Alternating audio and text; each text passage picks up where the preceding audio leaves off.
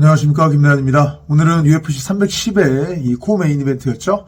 샤프카 라흐모노프 선수와 이안 게리 선수 간의 경기를 리뷰해 볼 건데, 두 편으로 나눠서 오늘은 샤프카 쪽에 집중을 좀 해보고, 다음 편에는 이안 게리 쪽에 집중을 해서 영상을 제작을 해보도록 하겠습니다. 일단 라흐모노프 선수 1라운드부터 클린치 압박 그리고 펀치, 이 전략을 갖고 나왔습니다. 물론 킥도 썼습니다만 기본적으로는 펀치 큰 거 치고 클린치 붙거나 아니면 밀고 들어가서 붙어주는 전략을 큰 틀로 봤을 때 갖고 나왔었는데요. 클린치에서 많이 샤프카 라흐모노프 선수가 성공을 거두지는 못하다가 4라운드에 태클을 쳐서 이안 게리 선수를 넘어뜨렸고, 그러면서 흐름을 자기 쪽으로 완벽하게 갖고 오기 시작했었는데, 그 4라운드에 나왔던 태클이 종합격투기에 굉장히 많이 나옵니다. 어떻게 넘긴 거냐면, 정면 태클, 더블렉 테이크다운을 친 다음에, 보통은 제가 이렇게 태클을 들어간다면 제 머리가 여기 있고 이쪽에 상대의 몸이 있는 거죠. 이렇게 넘기려고 들어갔는데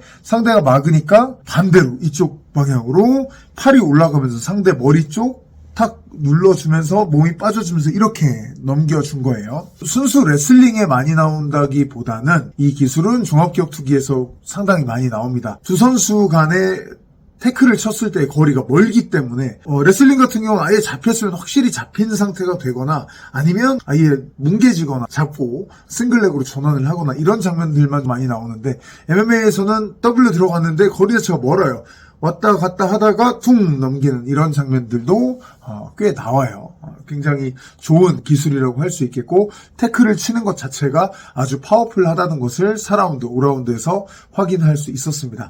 근데 제가 이번 영상 샤프카 라흐모노프 편 그리고 이안 게리 편에서는 이번 경기를 중계하면서 봤던 약점들 위주로 한번 말씀을 드려보려고 해요. 챔피언인 벨랄 무하마드 입장에서 봤을 때 보일 만한, 또 벨랄 무하마드의 훈련을 책임지고 있는 하빕 입장에서 봤을 때 보일 만한 약점들을 좀 보시면 시청을 재미있게 하시는데도 도움이 되지 않을까라는 생각이 들거든요. 워낙 두 선수가 다 강하다는 것은 다 알고 계시기 때문에 이런 약점들도 챔피언이 혹은 다른 선수들이 이용을 할 수 있겠구나라고 봐주시면 재밌겠습니다. 이번 경기를 제가 생중계를 하면서 느꼈던 거는, 이 샵캇이 너무 파워풀한 선수인데 레슬링 디테일이, 특히 그레코로만 레슬링의 상체 클린치의 디테일이 그렇게 꼼꼼하지가 않습니다. 디테일하지가 않아요. 1라운드 때 보시면 넘길 뻔한 장면도 나오는데 싸잡는 테이크다운을 시도를 했거든요. 더블 언더훅인데 이쪽 어깨를 올려서 잡아놓은 상태. 이렇게 되면 왼다리가, 제가 왼쪽을 깊이 파서 올린 거잖아요. 왼다리가 같이 들어가 줘야 되는데 잡은 팔을 세게 잡아서 찌그러뜨려서 넘긴다고 생각하는 선수들도 많습니다. 근데 이거는 팔은 사실은 도와주는 거고 어느 정도의 역할만 하는 거고, 실제로는 다리가 왼쪽으로 팠으면 왼쪽 다리가 들어가서 골반이 상대 골반을 먹어줘야, 약간 밑에서 들어가서 올려주면서 이렇게 넘겨야, 제가 밑에서 약간 올리는 느낌이죠. 이러면서 팔은 살짝 틀어주는 역할만 하는 거예요. 다리가 가서 넘겨주는 거거든요. 근데 샵캇의 이날 경기를 보시면 팔로 싸잡았어도 다리가 못 따라가는, 하체가 못 따라가는 장면이 많이 나왔어요. 1라운드 후반 때도 왼쪽 어깨에 깊게 집어넣었음에도 불구하고 역시 하체가 못 따라갔고, 팔싸움 자체가 그렇게 세밀하지는 않은 것도 저희가 볼 수가 있었어요. 힘이 중간중간에 많이 개입되는 것을, 파워풀한 무브를 많이 하는 것을 볼 수가 있어요. 2라운드 때도 샵캇이 이안 게리의 백을 잡았거든요. 그립은 강해요. 백 잡고서 그립은 강한데 다리가 이리저리 움직이지를 않으니까 결국은 이안 게리가 그립이 힘이 세니까 뜯는데 시간이 걸리긴 했는데 뜯고 나가게 됐거든요. 원래는 여기서 움직여야 됐는데 그렇게 못했었죠. 4라운드 때는 백을 잡았을 때 다리를 움직이려고 했어요, 샤프캇이. 근데 결국은 이것도 놓쳤어요.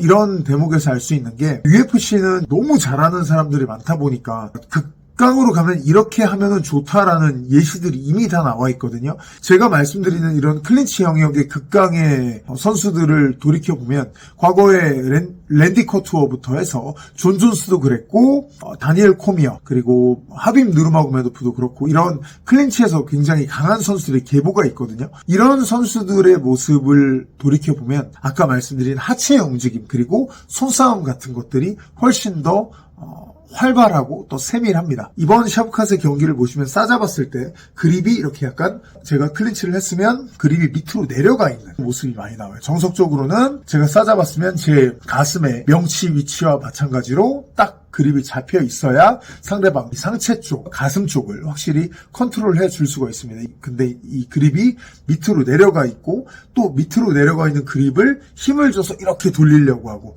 이렇게 하면 안 되거든요. 그립을 이렇게 돌리는 게 아니라 잡은 상태로 어깨를 계속 살려줘서 다리를 이용해서 잡은 쪽으로 이동하고 샤프캇은 거의 왼쪽으로 이동했으니까 이렇게 돌리는 게 아니라 잡아놓은 상태로 으쓱 해주면서 올라가고 아니면 풀고 다시 잡고 이런 식의 팔 움직임이 코미어나 존 존스나 하빕이나 이런 선수들 보면 많이 나와요. 특히 하빕 같은 경우는 유튜브에 찾아보시면 이슬람 마카체프와 그레코로 몸 풀고 이런 영상들이 있거든요. 보시면 어떤 식으로 팔 움직임이 돼야 되는지 그리고 팔싸움을 하지만 실제로는 다리가 얼마나 많이 움직이는지를 보실 수가 있어요.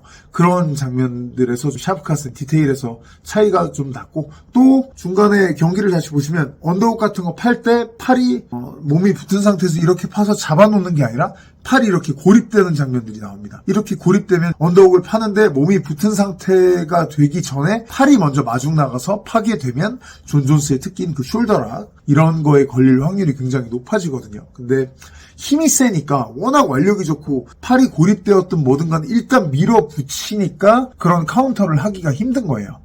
이런 힘캐라는 그런 특성이 이번에 샤프캇의 경기에서 보면 늘 나왔습니다만 이번에는 이안 게리가 상당히 잘 버텨주면서 저희가 이 힘캐의 약점 아닌 약점들을 좀 확인할 수가 있었거든요. 또 주짓수 부분으로 갔을 때 5라운드에 그 바디 트라이앵글 잡혔을 때, 백 잡혔을 때 바디 트라이앵글이 끼워졌는데 보통 이렇게 딱 끼워지잖아요. 바디 트라이앵글이 발이. 근데 여기 부분, 이 손 부분, 요 발을 손으로 잡아서 밑으로 내리려는 움직임이 잠깐 나왔어요. 이것 자체가 사실은 인류 선수가 이런 동작을 잠깐이나마 한다는 것 자체가 제가 봤을 땐 좀 말이 안 돼요. 그렇게 손으로 풀어서 나갈 수가 없거든요. 또 그 바디 트라이앵글이 잡히기 전에도 다리 쪽이 트라이앵글이 잡히지 말라고 다리 움직임을 골반 움직임을 하는 게 아니라 손으로 그걸 눌러서 막으려고 해줬어요. 이것 자체가 사실은 다 주짓수에서는 하지 말라는 동작들이에요. 제가 백을 잡힌 상태예요. 뒤에 상대가 있어요. 그러면 여기서 제가 손을 내리면 이쪽이 뚫리기 때문에 초크가 들어오거든요. 그리고 제가 만약에 이쪽 손을 내려서 디펜스를 하려고 했어요. 팔도 들어올 수 있지만 뒤에 있는 선수의 다리가 올라와서 다리가 제 팔을 먹습니다. 여기서 상대 다리가 락이라도 걸리면 그 다음에는 이게 안 움직여가지고 이쪽 방어가 아예 안 돼요. 팔이 먹힌 거예요. 손이 하나밖에 안 남아요. 이때 상대가 초크를 걸면 굉장히 잘 걸립니다. 이런 위험성들이 있거든요. 근데 이런 금기인 동작들을 하면서도 그동안 힘이 좋기 때문에 별 문제가 없었던 거죠. 금기인 동작들을 해서 돌아오는 대가들이 있는데 이 대가 같은 건 힘으로 해결하고 그 다음에 자기 목적을 달성해 왔다는 거예요. 이 샤프캇 라흐모노프 선수는 힘 좋은 사람들이 많이 하는 전형적인 패턴을 경기에서 많이 이번에 보여줬습니다. 물론 파워풀하게 풀어냈습니다만 이런 식으로 풀었다는 것을 설명을 드리고 싶었고 4라운드에 백 타려고 하다가 이안 게리 선수가 일어나 버렸거든요. 그 순간 샤프캇이 미끄러졌어요. 여기서 저희가 뭘 볼 수가 있냐면 이 한 장면뿐만이 아니라 전체적인 샤프캇의 스타일 자체가 되게 우직해요. 우직한데 상대가 샤프캇이 의도했던 기술을 하나 만약에 막잖아요. 그러면 그 다음 기술로 전환이 잘 안 돼요. 물론 인류 선수지만 다른 인류 선수들 중에 전환이 잘 되는 선수들과 비교해봤을 때는 잘 안 돼요. 또 싱글렉 테이크다운을 샤프캇이 잡았을 때 이안 게리가 초크를 깊게 걸었던 장면이 나왔거든요. 이때도 방어 동작이 바로 안 나오고 좀 깊게 들어간 다음에 풀어버렸어요. 똑같아요. 이것도 힘이 좋으니까 조금 반응이 늦게 돼도 가능한 거거든요. 아까 말씀드렸던 레슬링에서 본인이 백 잡았을 때도 이게 안 될 것 같다, 그립이 뜯길 것 같다 하면은 그립이 끝난 거예요. 이 그립 끝났으면 빨리 오히려 그립을 잡았던 사람이 풀고 그 다음 걸로 전환을 해줘야 됩니다. 풀고 상대방을 이런 식으로 딱 엉켜놓고 잡고 또 누르려고 하거나 당기려고 하거나 그러다가 밑으로 또 내려가거나 아니면 다시 그립을 바꿔 잡으려고 하거나 이런 식의 전환이 이루어져야 했는데 이런 게 샤프카 라흐모노프에게는 잘 안 보입니다. 직진하다가 막혔어요. 그러면 좌회전 우회전을 빨리빨리 해줘야 되는데 유턴을 하거나 이런 것들이 빨리빨리 나오지는 않는 스타일이에요. 이런 특징을 저희가 확인을 할 수가 있었고, 그라운드에서 강점으로 눈에 띄었던 것은 역시 탑 컨트롤 그리고 파운딩, 굉장히 파워풀하다는 것을 확인을 할 수 있었고요. 그라운드에서 가드에서의 상체 세워서 파운딩하는 것은 인류 농구에서의 센터가 포스터 플레이를 하는 그런 안정감을 느낄 수가 있었습니다. 그런 강점을 갖고 있다는 것을 볼 수 있었고, 타격은 기본적으로 타이밍이 상당히 좋고 묵직해요. 이안 게리의 타격이 빠르고 길지만 질질 끌려다니지 않았죠. 느릿느릿한 것처럼 보일 때도 있지만 결코 느리지 않다는 것은 저희가 이번에 확인할 수 있었어요. 묵직하고 타이밍도 좋고, 또 스피닝 공격, 돌려차기도 차고 백스핀 블로우도 하고 펀치만 하는 게 아니라 킥도 같이 나오고, 말씀드렸던 큰 킥도 나오고 다 갖고 있어요. 근데 이 무기들도 사실은 유기적으로 잘 꿰어져 있지는 않은 느낌이었다는 걸 이번에 이안 게리전에서 좀 볼 수 있지 않았나 싶어요. 반면에 챔피언 벨랄 무하마드 같은 경우를 보면 소위 목걸이라고 치면 보석들 하나하나의 사이즈가 라흐모노프만큼 크지는 않아요.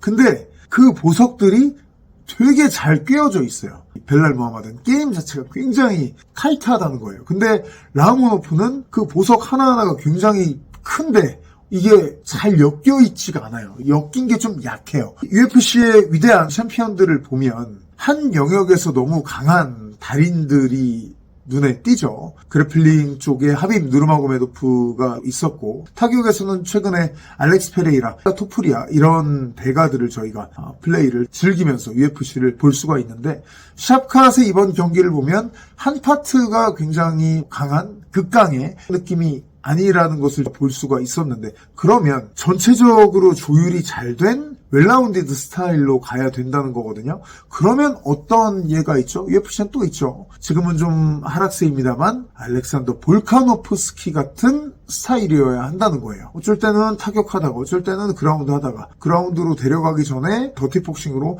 케이지 컨트롤 기간을 길게 갖고 와서 잡아먹는다든가 이런 것들이 있는데, 결국은 이런 볼카노프스키처럼 웰라운디드로 타격 그라운드 다 가져간다면 기술의 디테일들을 좀 더 올려야 하고, 그리고 그 디테일을 살린 각 분야의 기술들 간의 조율, 그래서 연결을 하는 게 이 샤프카 라흐모노프는 좀 필요하지 않나라는 생각을 해봤어요. 물론 일반 사람들 그리고 세계 대부분의 선수들에 비해서는 이미 완성품입니다만, 챔피언인 벨랄 무하마드의 눈에서 봤을 때, 그리고 앞으로 계속 샤프캇을 노리고 치고 올라올 도전자들이나 다른 강자들, 인류 선수들의 눈으로 봤을 때에는 이런 점들이 조금 눈에 띄지 않을까라는 생각을 해봤습니다. 다시 한번 말씀드리지만 샤프카 라흐모노프 선수 같은 인류 선수를 제가 감히 까거나 이런 목적이 아니라, 이런 점들을 알고 보시면 혹시나 다른 선수들이 이런 부분을 파고 들어올 때 어떤 식으로 대처를 하는지도 더